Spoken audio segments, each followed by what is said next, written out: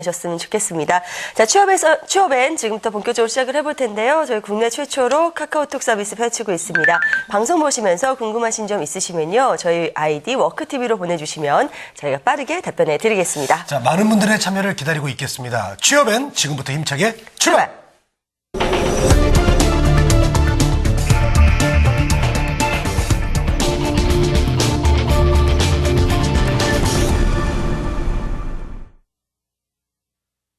네, 주목할 만한 취업 뉴스를 전해드리겠습니다. 취업의 뉴스 시간입니다. 네, 오늘 세 분 함께합니다. 한국경제TV 박준식, 정봉구 기자, 그리고 이지연 뉴스캐스터입니다. 어서 오세요. 안녕하세요. 반갑습니다. 네, 반갑습니다. 네. 자, 눈물 없이는 볼 수 없는 행사를 지난주에 다녀오셨다고요?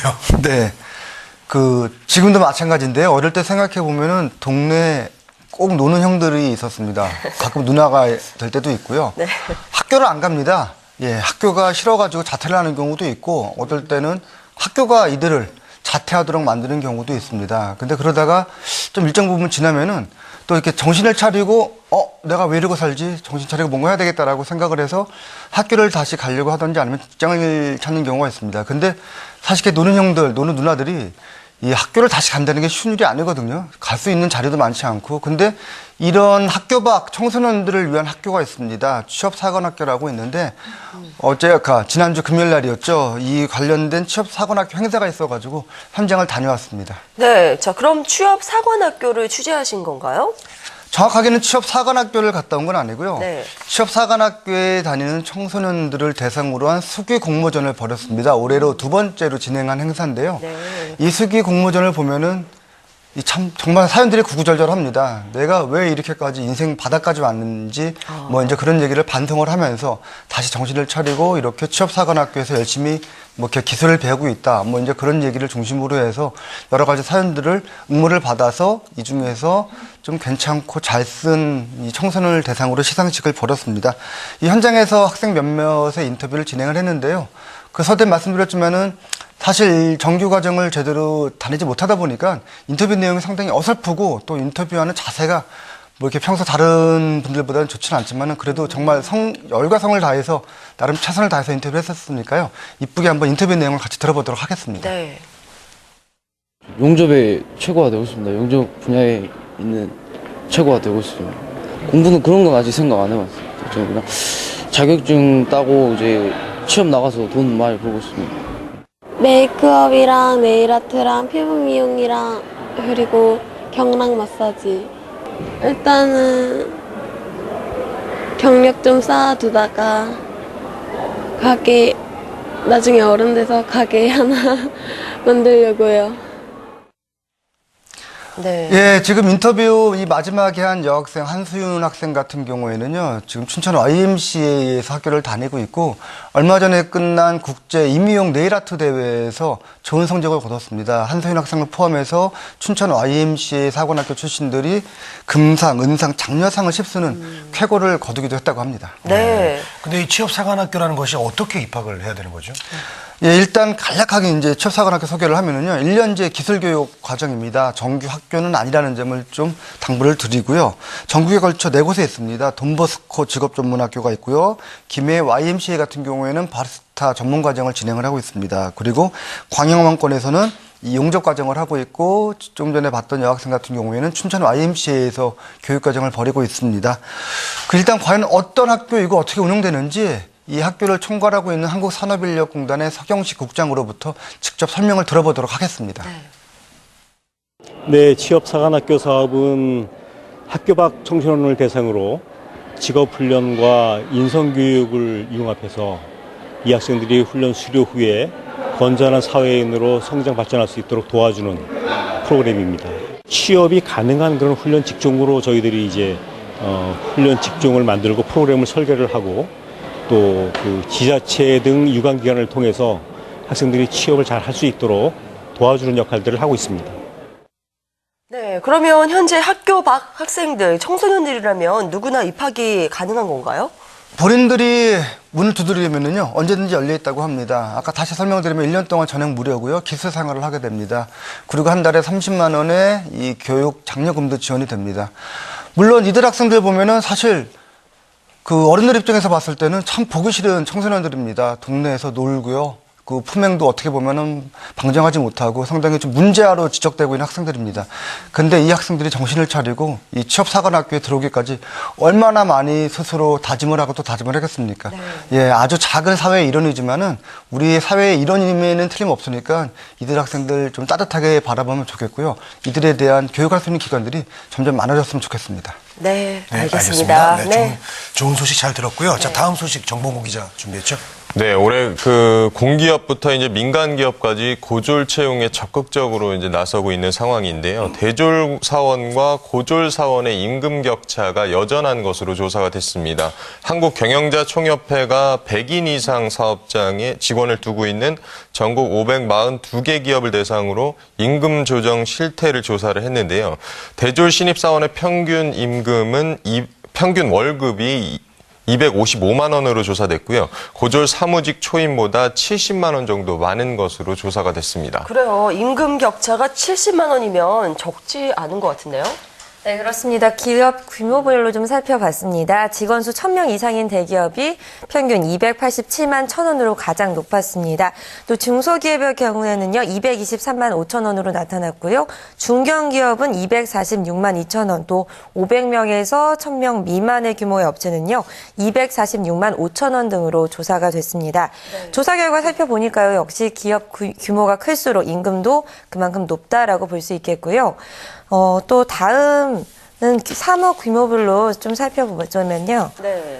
네, 금융보험업이 305만 6천 원으로 최고였습니다. 역시 가장 많은 임금을 받고 있었고요. 운수와 창구, 통신업이 260만 2천 원, 제조업의 경우 256만 7천 원으로 나타났습니다.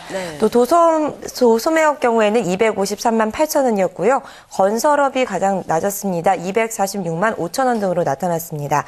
또 앞서 말씀드렸던 것처럼요. 고졸 사무직의 월평균 월급이 187만 5천 원으로 받는 것으로 나타났고요. 고졸 생산직의 경우에는 이보다 좀 더 많은 208만 4천 원으로 집계가 됐습니다. 네, 저희도 정확한 이런 수치는 처음 봤는데요. 예, 고졸 취업자들이 더 많이 나오려면 임금 격차 좀 줄여야 되지 않을까요? 네, 그렇습니다. 지금 뭐 말씀드린 것처럼 대졸 신입 사원의 경우에는 이제 연봉으로 따지면 3천만 원을 조금 넘는 수준을 받고 있었고요. 고졸 사무직의 경우에는 2,200만 원 정도니까 연간으로는 이제 거의 1,000만 원 가까이 차이가 난다 이렇게 볼 수가 있는데요. 사실 이 대졸과 고졸 사원의 임금 격차는 사실 어쩔 수 없는 부분이 있습니다. 올해 이제 대기업들이 기업들이 이제 고졸 공채를 실시한 것도 있는데요. 내건 조건이 있습니다. 통상적으로 이제 고졸 사원이 입사해서 근무한 지 4년이 지나면 대졸 사원과 임금이나 승진 기회에서 이제 차별하지 않겠다는 조건인데요. 왜냐하면 이 대졸이 이제 고졸보다 그래도 4년을 더 공부를 했고 등록금도 그만큼 더 냈기 때문에 어느 정도 보상 차원 성격에서 이렇게 임금의 차이를 두는 것입니다. 근데 아무리 이제 고졸 시대를 연다고 해도 이제 고졸이나 대졸이나 연봉이 같을 수는 없습니다. 그래서 같다면 아무리 이제 아무도 이제 돈을 내고 대학에 가려고 하지 않겠죠. 대학원 졸업생들이 이제 대학 졸업생들보다 연봉이나 이런 부분에서 더 우대를 받는 것도 같은 맥락이라고 할 수가 있습니다. 그래도 이제 어느 정도 격차가 있는 것은 어쩔 수 없다고 하지만 다만 그 격차가 너무 크다면 좀 문제가 될 수 있는데요. 경총은 이번 조사 결과에서 이제 대졸 초임 대비 고졸 생산직 임금 수준이 2008년 그 78.6%에서 4년 연속 그 격차가 좁혀지고 있다 이렇게 밝혔고요. 그래서 이제 올해 81.6%로 좀 높아진 상황이라고 밝혔습니다. 그 대졸과 고졸 간 임금 격차가 꾸준히 줄어들고 있는 것으로 이번 조사 결과 나왔습니다. 네, 알겠습니다. 줄고 있다고 하니까 좀 더 지켜봐야 될 것 같습니다. 자, 이제 다음 소식 알아볼까요? 네, 기업은 물건을 만들고 또 소비자가 그 물건을 사들이고 소비자가 물건을 많이 살수록 또 기업도 물건을 더 많이 생산을 하겠죠. 그렇다면 그 중간에 물류 과정이 더 활발해질 거라고 예상을 할 수 있겠습니다. 지금 경기가 어떻게 돌아가는지를 가늠할 수 있게 해주는 바로미터의 역할을 하는 업종이 바로 물류 업종이라고 할 수 있겠는데요. 실적 시즌마다 세계 2위의 이 물류 배송 업체죠. 페덱스의 이 실적 발표에 또 좀 귀를 기울이는 것이 바로 글로벌 글로벌 무역량과 또 현재 세계 경기가 어떻게 돌아가는지 잘 파악할 수 있기 때문입니다. 최근 세계적인 경기 불황이 지속되고 있는 가운데 국내 물류 기업들의 상황도 좀 좋지 못한 모습인데요. 그렇다면 구직자 입장에서 걱정되는 게 아무래도 채용이겠죠.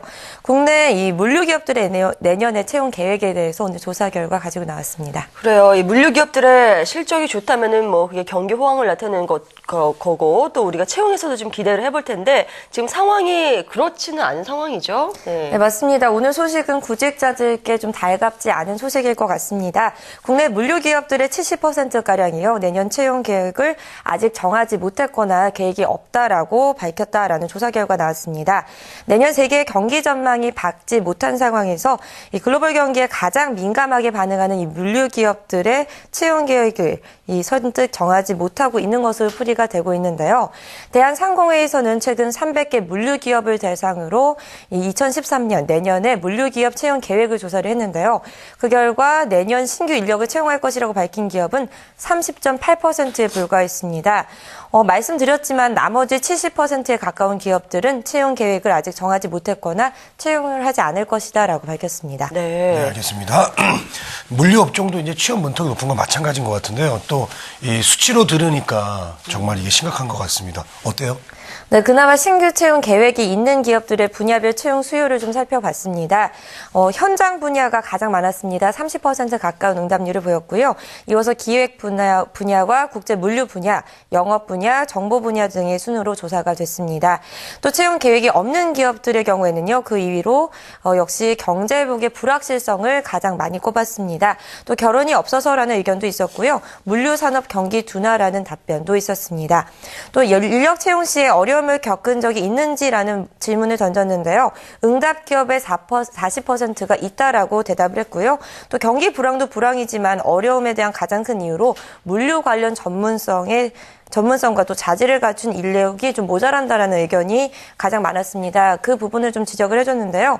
대한상회에서는 이 물류 분야 일자리를 만들려면 전문성과 또 자질을 갖춘 인력 양성이 우선시돼야 한다라면서 물류 기획과 물류 현장, 국제 물류 분야의 인력 양성을 위해서 이 산학 연계 프로그램 개발 등 정부의 적극적인 지원이 필요할 것 같다라는 의견을 밝혔습니다. 네, 잘 들었습니다. 자, 지금까지 세 분과 함께 취업의 뉴스 살펴봤고요. 오늘도 소식 대단히 고맙습니다. 네.